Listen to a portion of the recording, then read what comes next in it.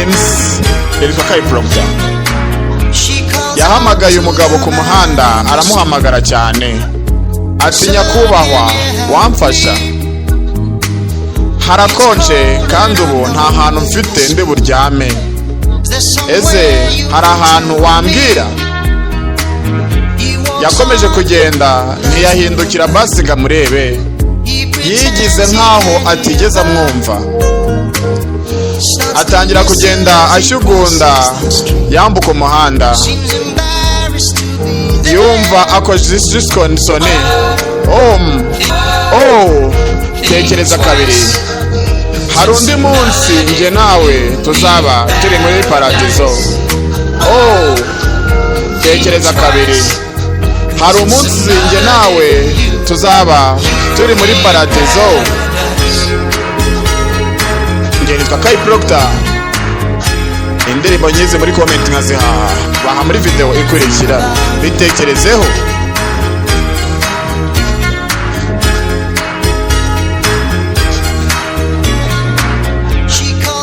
Yahamagaye mu ijwi rinini umugabo wari uri ku muhanda, ntabwo yigeze anahindukira ngo abone ko ari kurira.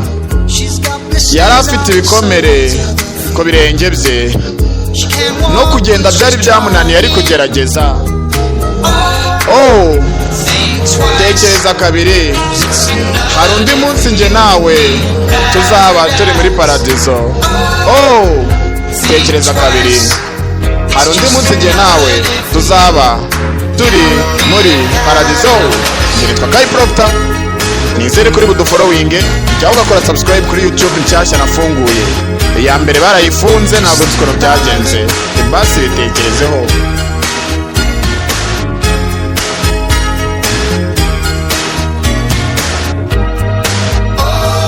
Nyagasani, ese basi hari ikindi kintu nakora?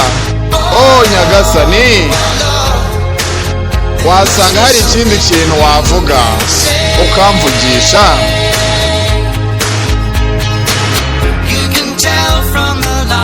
Wabibona mu mirongo iri mu isura ye, uko wahita ubimenya ko yari ahari, kandi ukabona ko yagerageje uko ashoboye, kubera ko ahantu hose hamunaniye. Tekereza kabiri, hari undi munsi njye nawe tuzabona paradizo.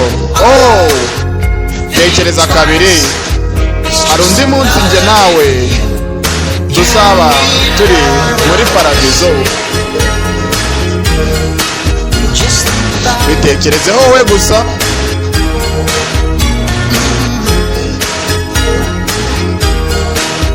Bitekerezeho. Undi munsi wawe nanjye muri paradizo. Undi munsi njye nawe muri paradizo. Paradizo.